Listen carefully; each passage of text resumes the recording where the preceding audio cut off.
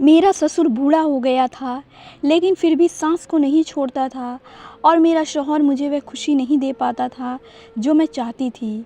एक रात सास की तबीयत खराब थी तो सास ने कहा, बहू अपने ससुर को चाय दे आओ, मुझे वह वापस नहीं आने देगा। मैं चाय लेकर ससुर के कमरे में गई तो ससुर ने सास समझकर मेरे साथ ऐसा काम किया।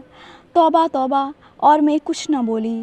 और फिर ससुर ने पूरी रात, आज मौसम बहुत रोमांच में हो रहा था, ठंडी ठंडी हवाओं के साथ बारिश भी हो रही थी।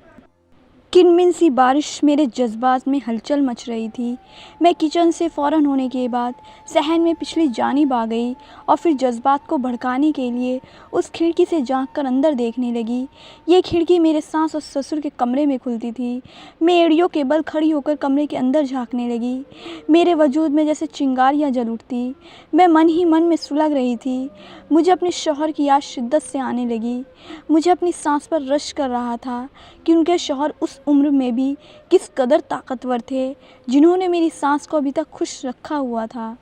मेरे ससुर इस मामले में जितने पुरजोश थे, मेरी सास उसी कदर उनसे दूर भागती थी। मैं इर्द गिर्द से बेखुद होकर इस हसीन नज़ारे को देख रही थी और तभी मेरे कंधे पर किसी ने हाथ रखा था। मैं एकदम सटक कर पीछे पलटी तो मेरे पीछे मेरे शौहर खड़े थे। वह मुझे हैरान कुछ नज़रों से देखने लगे। मैं उन्हें देखकर हक्का बक्का रह गई। आज तो उनके आने का कोई इरादा नहीं था। वह सिर्फ हफ्ते की शाम घर पर आया करते थे, जबकि आज तो जुमेरात थी। उनको गैर मौत पर अपने सामने देखा तो मैं खुशी से खिल उठी और फ़ौरन से उनके साथ निपट गई। तभी मुझको उनको संजीदा मिजाजी का अंदाज़ा हुआ। जब उनके चेहरे पर मेरी नज़र पड़ी तो वे मुझे गुस्से से उड़ते हुए कह रहे थे कि तुम यहाँ पर क्या कर रही हो? अम्मी अब्बू के कमरे में झांक कर क्या देख रही हो? अब मुझे अपनी गलती का एहसास हुआ। तब मैं कहने लगी कि मैं बारिश में नहाने का दिल कर रहा था और मैं बारिश में भीगते हुए यहाँ पर आ गई थी। कमरे से अजीब गरीब आवाज़ें आ रही थी, इसलिए मैंने झांक कर अंदर देख लिया। वो मेरा हाथ पकड़कर मुझे कमरे में ले आए। गुस्से से कहने लगे कि किसी के कमरे में झांकना इतनी अच्छी बात नहीं है। आज के बाद मैं तुम्हें ऐसी हरकत करते हुए ना देखूं। उस वक्त तो मैंने खामोशी से उनकी बात को एक कान से सुनकर दूसरे कान से निकाल दिया। मुझे तो उनके कमरे में झांकते हुए और इस नज़ारे को देखते हुए मज़ा आता था, मगर उसके साथ साथ दिल में यह एहसास भी जाग उठता था कि काश मेरे शौहर भी मुझे इस कदर खुश रख सकते जितना कि मेरे ससुर मेरी सास को रखते थे। कमरे में आने के बाद जज्बात के हाथों काबू होकर मैं अपने शौहर से लिपट गई थी, मगर उनकी तरफ से सर्द महरी कायम रही थी। फिर उन्होंने यूँ मेरे साथ बर्ताव किया जैसे कि मुझे बोझ की तरह सर से उतार रहे हैं, और थोड़ी ही देर के बाद वह मेरी तरफ करवट बदल कर सो गए थे, जबकि बाकी की रात में मन ही मन में सुलगते हुए गुजार चुकी थी। मुझे अपने शौहर पर बहुत गुस्सा आता था। अगर वे मेरी ख्वाहिश को मुकम्मल तौर पर दखल क्यों नहीं करते थे? तब फिर से मेरा ध्यान अपने ससुर की तरफ चला जाता था। एक वो भी थे जो ज़िंदगी को अभी तक भरपूर अंदाज में गूंज रहे थे, उससे मज़ा उठा रहे थे। इतने दिन जब मैं उठी तो मेरी सास की तबीयत बहुत ज़्यादा ख़राब थी। वे उठते बैठते हाय हाय कर रही थी। उन्होंने अपनी कमर पकड़ी हुई थी और अपनी कमर सख्त दर्द कर रही थी। मुझे रात वाला मंजर याद करके हंसी आ रही थी, मगर मैंने बामुश्किल अपनी सांस को रोका। जो कुछ वह पूरी रात करती रहती थी, इस उम्र में ये सब होना तो बनता था। पूरा दिन वे चारपाई पे पड़ी रहती। आज वो पूरी तरह से बुखार में कर रही थी। बहाने बहाने से मेरे ससुर भी मेरी सास के पास आते जाते, इधर उधर देखते हुए उनके साथ छेड़खानी करते और फिर अपने कमरे में चले जाते। ये सब देखकर मेरे जज्बात में भी हलचल होने लगती थी। तब मैं अपने जज्बात को बामुश्किल ही काबू में रख पाती थी। आज सुबह ही मेरे शौहर वापस चले गए थे और मैं फिर से जैसे उनकी वापसी के दिन गिनने लगी थी। रात के बर्तन धोने के बाद अपने कमरे में जाने लगी तो तभी मेरी सास मेरे पास आ गई और मुझे कहने लगी कि तुम आज चाय बनाकर अपने ससुर के कमरे में दे आओ। मैं अगर वहाँ पर गई तो उसने मेरी जान नहीं छोड़नी। आज मेरी तबीयत ख़राब है, मगर उसे तो कोई परवाह ही नहीं है। उसे तो सिर्फ एक ही काम से मतलब है। वो उनके बारे में दुखड़े रोकर अपने कमरे में वापस चली गई, जबकि मैं सोच रही थी कि कितनी खुशकिस्मत है जिनमें उनका शौहर उन्हें भरपूर प्यार देता है, और एक मैं थी कि अभी तक सब उसके लिए तरसती जा रही थी। तभी मेरे जहन में एक ख्याल आया कि क्यों ना मैं भी इन सब का फ़ायदा हासिल करूं, अगर शौहर नहीं तो ससुर ही सही।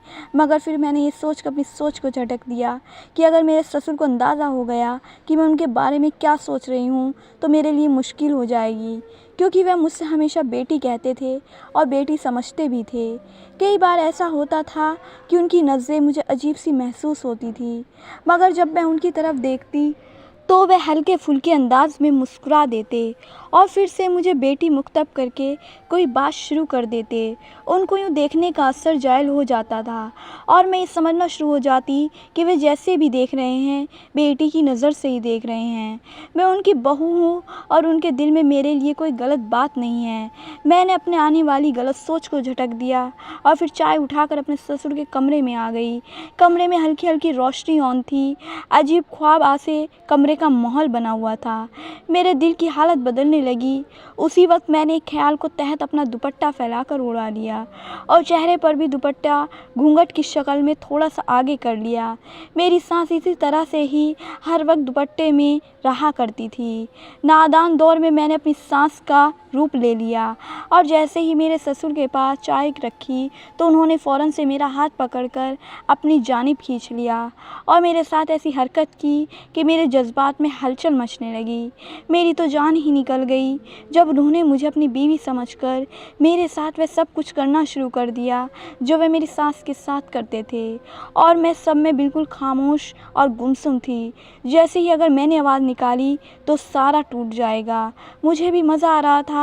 आने वाले वक्त का एहसास मुझे जैसे हवाओं में उड़ा रहा था और मैं आंखें बंद करके ढीले ढीले अंदाज में खुद को अपने ससुर के सुपुर्द कर चुकी थी और उस वक्त ये सब कुछ भूल चुकी थी कि मैं अपने शौहर की अमानत थी और मुझे उनके बाप के साथ ये सब कुछ नहीं करना चाहिए। मुझे अपने ससुर को रोकना चाहिए। उन्हें बताना चाहिए था कि मैं उनकी बीवी नहीं बल्कि बहू हूँ, मगर मेरी ख्वाहिश और जज्बात उन अल्फाज को ज़बान पर आने से रोक रहे थे। और फिर काफ़ी देर तक जब हम दोनों कैफ़े सरूर की हालत में डूब रहे और जब हमारी हालत में तब्दीली आई तभी मेरे ससुर की नज़र मेरे चेहरे पर पड़ी। हम दोनों भाई बहन थे और भाई मुझसे बड़ा और शादीशुदा था। मुझे मेरे माँ बाप ने बहुत लाड से पाला था। मेरी हर ख्वाहिश को पूरा करना वे अपना फ़र्ज़ समझते थे। हमारे ख़ानदान में लड़कियों को मैट्रिक के बाद कॉलेज में पढ़ने की इजाज़त नहीं थी, मगर मुझे माँ बाप ने ख़ानदान वालों की मुखालफत के बावजूद कॉलेज भेज दिया, बल्कि मुझे कंप्यूटर और मोबाइल तक लेकर दिया ताकि मैं अपनी इच्छाएं अच्छे से पूरी कर सकूं। और इस बात पर भी मेरी अम्मी अब्बू को बहुत सी बातें सुनने को मिली कि जवान लड़की को इतनी आज़ादी देना ठीक नहीं है। एक तो आपने उसे कॉलेज में दाखिला करवा दिया है, ऊपर से कंप्यूटर और मोबाइल तक लेकर दिया है। ये इंतहा गलत बात है। आपको इस बात पर पछताना पड़ेगा, क्योंकि मेरे माँ बाप को मुझ पर बहुत ताबोर था। उन्होंने तमाम लोगों की बातों को एक कान से सुनकर दूसरे कान से निकाल दिया। कॉलेज में ही मेरी कुछ लड़कियों से दोस्ती हो गई जिन्होंने मुझे ऐसी वेबसाइट के बारे में बताया जिनके बारे में मैंने कभी तक ना सुना था। और फिर रात को सबके सोने के बाद मैंने उन वेबसाइट को खोला तो वहाँ पर जिस किस्म की वीडियोस थी और वहाँ पर लोग जो कुछ कर रहे थे उसने मेरे जज्बात में एक अजीब सी हलचल मचा दी। मैंने आज से पहले ये सब कुछ ना देखा था और ना ही कभी ये सब करने के बारे में मुझे मालूम था। मैं नहीं जानती थी कि मर्द और औरत के दरमियान ये सब भी हो सकता है।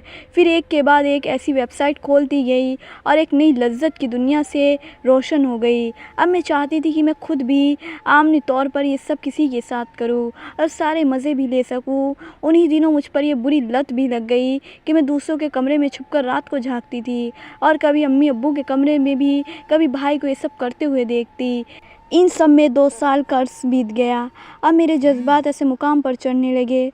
उस दिन मैं भाई के कमरे के बाहर खड़ी थी। उनके कमरे की खिड़की बरामदे में खुलती थी और गर्मियों में उस खिड़की को खुला रखते थे और मैं एक तरफ चुप कर उनके कमरे के अंदर का दीदार कर रही थी। उस दिन मैं ऐसा ही कर रही थी जब मुझे अपने पीछे किसी कदमों की चाप का एहसास हुआ। मैंने मुड़कर देखा तो मैं हक्का बक्का रह गई। वहाँ पर अम्मी खड़ी थी जो मुझे शोला बारूद की नज़रों से देख रही थी। उनकी निगाह जब कमरे में पड़ी तो एक पल उनको सांस न आई। फिर उन्होंने मेरे मुंह पर एक ज़ोरदार थप्पड़ किया और मुझे खींचते हुए मेरे कमरे में ले गईं और मुझे कहने लगी कि तुम्हारी जैसी घटिया बेहया लड़की मैंने पूरी ज़िंदगी में नहीं देखी। आखिर तुम वहाँ क्या कर रही थी?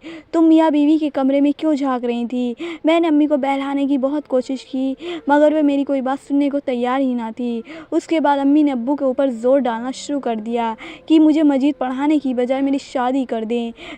जबकि अब्बू अभी मेरी शादी करने के हक़ में नहीं थे। अम्मी के इस्रार करने पर अब्बू को कुछ न कुछ समझ में आ गया और उनका दिल मायूसी में डूब गया कि उन्होंने मेरे हवाले से बहुत ख्वाब देख रहे थे और वे मुझे आला तालीम याफ्ता देखना चाहते थे। मगर मैं अब जज्बात की रोह में इस कदर बहक चुकी थी कि अब मेरे लिए भी पढ़ाई करना बहुत मुश्किल हो गया था। मैं जब भी किताबें खोलती तो मेरी आँखों के सामने देखे गए तमाम मंज़र और वे पूरा हफ़्ता घर से गायब रहते।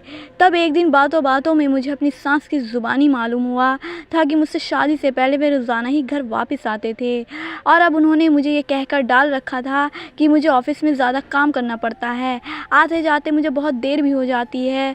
बहुत से मुझे बातें सुनने को मिली, इसलिए मैंने वहीं पर अपने एक दोस्त के साथ कमरा शेयर कर लिया है ताकि मुझे ऑफ़िस आने जाने में मुश्किल का सामना ना करना पड़े।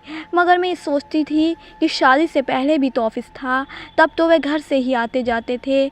अब अचानक से क्या हो गया था? मैं दिल ही दिल में सोचने लगी कि कहीं ऐसा तो नहीं वे किसी और लड़की को पसंद करते थे और वे मुझसे जान छुटवा रहे थे, तभी तो वे मुझसे दूर भागते थे।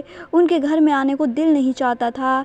जब भी वे घर में आते थे मुझसे प्यार करते हुए थोड़ी ही देर के बाद वे मुझसे ऊब जाते थे। उनका दिल मुझसे भर जाता था और जब तक कि मैं अभी तक प्यासी की प्यासी रहती थी और वे मुझे उसी हालत में छोड़कर खुद सुकून से सो जाते थे। अब जब मैं अपनी सास को अपने शौहर की खुराक का ध्यान रखते हुए देखती और जब उनके बारे में दुहाइयाँ देते हुए देखती तो मैं सोचती कि ना जाने मेरे ससुर ऐसा क्या करते हैं। फिर एक दिन मैंने अपनी पुरानी ख्वाहिश को कायम करते हुए उनके कमरे में झांक कर देखा तो मेरे जैसे 14 तबक रोशन हो गए। मैं हैरत ज़्यादा थी कि मेरे ससुर इस उम्र में भी इतने ताकतवर हैं। वे बूढ़े होने के बावजूद भी सेहतमंद ताकतवर जवानों को भी पीछे छोड़ दिया करते थे। मुझे तो अपनी सांस पर जैसे रश आता था। कई बार मैं सोचती काश मेरा शौहर भी ऐसा होता तो मेरी ज़िंदगी कितनी खूबसूरत होती। मुझे अपनी ज़िंदगी बेरंग और बेखौफ लगने लगी थी। शायद मेरे अंदर का हवस परस्त इंसान ही था जो मैं आज अपने ससुर के कमरे में मौजूद थी। और तब उनकी नज़र मेरे चेहरे पर पड़ी तो खामोशी से उन्होंने नज़रों का जवालिया बदल लिया और फिर से वे अपने काम में मशगूल हो गए। मैं हैरान परेशान रह गई कि मुझे पहचान लेने के बावजूद भी उन्होंने किसी रद्द अमल का इजहार क्यों नहीं किया। क्यों वे पहले से जानते थे कि मैं ही हूँ, तभी तो वे मुझे देखने के बावजूद भी दोबारा इस पल में मसरूफ़ हो गए। क्या उन्हें कोई फ़र्क नहीं पड़ता मैं उनकी बीवी नहीं बल्कि बहू हूँ। और फिर जब मैं वहाँ से अपने कमरे में आई तो मैं बहुत ही ज़्यादा शर्मसार थी। ज़िंदगी में पहली बार मैंने ऐसा भरपूर मज़ा लिया था और फिर हर दूसरे तीसरे दिन ऐसा होने लगा। मेरी सांस अपनी जान छुड़वा कर दूसरे कमरे में बंद हो जाती और मैं दोबारा से शुक्र करती जबकि मेरे ससुर के कमरे में चली जाती और फिर देर वहाँ तक गुजारने के बाद अपने कमरे में वापस आती थी। मेरे साथ इस बात पर शुक्र अदा करती थी कि हम उनके शौहर उनसे तकाज़ा नहीं करते और उन्हें वक्त बेवक्त तंग नहीं करते क्योंकि उनकी ज़रूरत तो मुझसे पूरी हो रही थी और मैं अब भी कोई ख्वाहिश भी अधूरी नहीं सोचना चाहती थी। ऐसा हम दोनों एक दूसरे से बहुत खुश रहने लगे। मुझे दिल ही दिल में इस बात का डर था कि अगर मेरी सास से शौहर को ये सब पता चल गया तो ना जाने वो मेरे साथ क्या सलूक करेंगे। ये भी हो सकता है कि मेरे शौहर मुझे घर से निकाल दें और अगर मेरी सास ये सब देख लेती तो शायद वे मेरा सांस लेना भी मुहाल कर देती। इसलिए मैं अब एहतियात से ही काम कर रही थी। मैं इस बात का ख़ास ख्याल रखती कि अगर मेरी सास गहरी नींद में होती तो तभी मैं अपने ससुर के कमरे में जाती थी। वो अभी तक सबके सामने तो मुझे बेटी बेटी कहकर ही मुख्तिब करते मगर अकेले वे मुझ पर प्यार की बरसात निछावर कर देते और मैं भी उनके लिए हर वक्त जैसे बेचैन और बेकरार रहती। आज मेरे शौहर घर आए हुए थे। वैसे तो मैं हमेशा उनका मुंतज़ रहती मगर अब उन्हें देख के मैं बेजार थी क्योंकि मैं जानती थी कि उनके घर में मौजूद होने की वजह से मैं अपने ससुर के कमरे में नहीं जा सकूँगी। इसलिए मेरा दिल ही दिल में उदास था क्योंकि मेरे शौहर तो मुझे मुतमईन कर ही नहीं पाते। इसलिए अब उनके साथ ये सब करने का मुझे मन ना करता क्योंकि जो मज़ा जो खुशी मेरे ससुर ने मुझे दी थी वो खुशी देने के बारे में तो मेरे शौहर सोच भी नहीं सकते थे।